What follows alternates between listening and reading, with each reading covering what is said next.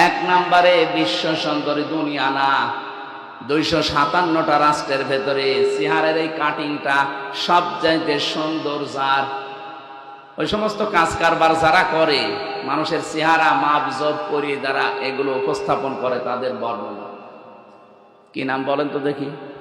কেমন পড়াশোনা করে বলেন? হুজুর তো আসমানে থাকে, বলতে পারবেন, আপনি তো পারবেন। কি নাম বলল?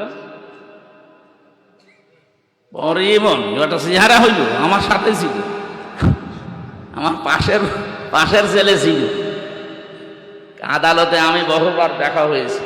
না, ওইটা না। রাশ্মিকা মান্দানা নাম শুনেছেন?